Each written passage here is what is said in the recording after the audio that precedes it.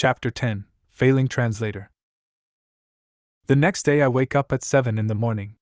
I ended up sleeping on the bed because when I tried the comforter, my feet were dangling in the air despite the fact I am a shorty. It was a bit awkward laying in bed with the person who kissed me a few hours prior. But that is preferred than sleeping alone with a possible druggy spy on the loose. I did not struggle falling asleep considering I did more walking in one day than I usually do in a week. It turns out Samantha does have a coffee maker, but she had it hidden behind a big suitcase coffer.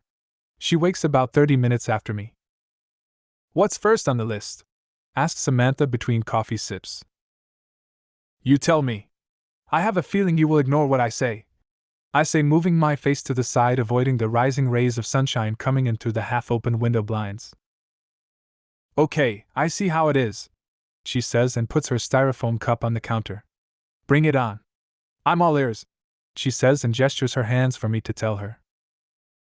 I pause, thinking of what to say because I actually don't know what we should do. That was only my excuse for not knowing. I guess I usually expect everyone else to take over the decision-making process. "Let's go finish Michael right now," I say, with as much of a straight face as I can manage. "Okay, let's do it," she says, rolling her sleeves up and heading towards the door. "With your bare hands?" "I've managed once," she says and turns to face me, who says I cannot do it a second time. "I can't tell if you're joking, or there's actually something else you're trying to say." "I'll just blame it on your acting years," I say, staring at her with squinting eyes. "Yes, back in the old days, when I was an actress," she says and bows as an actor during a curtain call. "That's when I murdered my archenemy." This girl has too much energy, and she has barely touched her coffee. I wish I were a morning person. All I want to do is lie back in bed and snuggle under the warmth of the blanket while I drift back to sleep. "I think we should go see if Michael is fine," Samantha finally states seriously. "Yes, of course. Isn't it crazy what we were thinking yesterday?" "Yeah, I think we might have been too tired." "Well, he still had red eyes," she says. "Unless we imagined it." "Both of us?" "I don't know, maybe one of us imagined it, and the other implanted the memory in the other's brain." "I've heard of that. Supposedly happens mostly in paranormal activity cases. And yesterday was very crazy?" Samantha holds her cup with both hands as she sips coffee, looking very pensive, when my phone starts buzzing. I take it out of my pocket and see Michael's name and face on the locked screen. "It's him. What do I do?" "Answer it." "But what do I say?" "Nothing."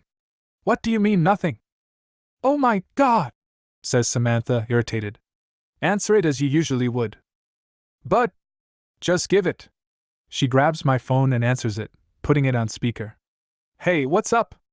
"Sammy?" "Yeah, I have Alex's phone, he's with me." "He's not right here, but he is here somewhere, also don't call me Sammy." "Sounds weird." I let out a small chuckle as I am sitting on the bed with her. "How are you doing this morning?" "I am okay, how are you doing?" "Good, hey, here comes Alex, he's walking towards me," she says as I sit silently in front of her, almost bursting out laughing. "Hey, I answered your phone since I saw it was Michael calling. I figured he needed something." It takes me a minute to respond because I don't want him to realize I had been sitting across from Samantha the whole time. "Yeah, that's fine," I say as I turn my face to the side. She rolls her eyes and gives me a disapproving look that only makes me want to laugh even harder, and I have to run to the bathroom so Michael doesn't hear me stifle my chuckles. "So what's up?" Samantha asks. "Since you guys were complaining yesterday," Michael says, but then refrains himself from continuing and starts over. "Since you guys brought to my attention yesterday that you were more than ready to get your hands dirty, I have managed to come up with a plan for today." "Hold on a second, we haven't even told you if we are wishing to continue with this thing." "I know. But you have to understand. You would have come in vain all the way here. It would be so, do not twist reality, big boy. I couldn't care less what happens to this project that belongs to you. I am simply your employee, so if I was you, that's the angle to use to convince us to stay." "Okay, so you're still in?" "Yes, pay, all yours." Samantha sighs before hesitantly stating, "Yes." Giving up because Michael seems to speak a different language where he understands what he wants. "Do not worry about the payments, if that's what worries you. You can sleep comfortably knowing that you will have squeezed my savings account very effectively by the end of the 2 weeks. Michael says and lets out a loud, almost maniacal laugh as if he has just conquered the world.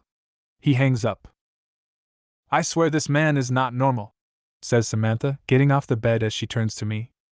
What would you do if he was actually the normal one and you were the one considered the odd one? Why are you defending him now? I'm not. I also think he's odd. I was just wondering, what if you are odd too? What if you are odd for thinking everyone is odd? No, that can't be. I mean, it makes sense. If everyone is odd, that makes everyone normal, and you the odd one. You two are not everyone. I know, he is something else. Are you arguing just to argue again? I guess I am? I say hesitantly. Of course you are. We still don't know what we are doing first today. We got Michael out of the way. But he didn't say what we are doing. Your turn to deal with it. She throws my phone, and I barely catch it. Show me you are not odd by not laughing like a 5-year-old. You'll see. The call isn't long. He tells us the whole plan for the day. We are finally going to the town of our destination, La Cienega. Michael managed to convince the receptionist of the hotel to find us a vehicle we could use for the day. More like evening because it's almost 2 and we are barely managing to scramble to get the day started. He wanted to head out at around 10. I guess that's what happens when non-professionals are trying to run the show. Although we've spent most of the day running downtown and back to get the things we'll need, we still managed to blame our lateness on our ride. We got luckier than expected because a chauffeur came with the car.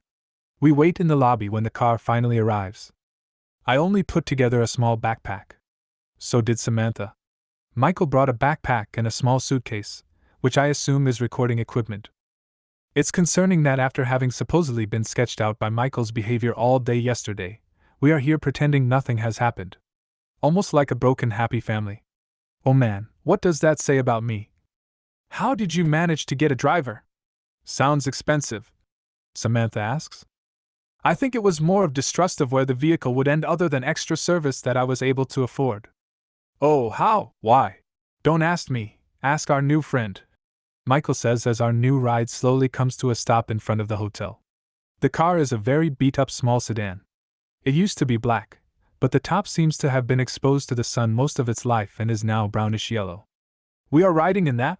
Asks Samantha. Yes, says Michael and turns to Samantha before stating flatly. Unfortunately, I did not find a carriage for your majesty. I didn't mean it like that. I meant that it doesn't look very comfortable. So you did mean it like that? I say. No, Samantha says, frowning, looking at the sky. Whatever. I regret siding with Michael as soon as I open the door, but we get in without more complaining. The back of my seat is missing a chunk of the foam in the middle. It is indeed very uncomfortable, but I placed myself into a corner where I can't complain. The driver does not speak any English, and I guess this is where I come in.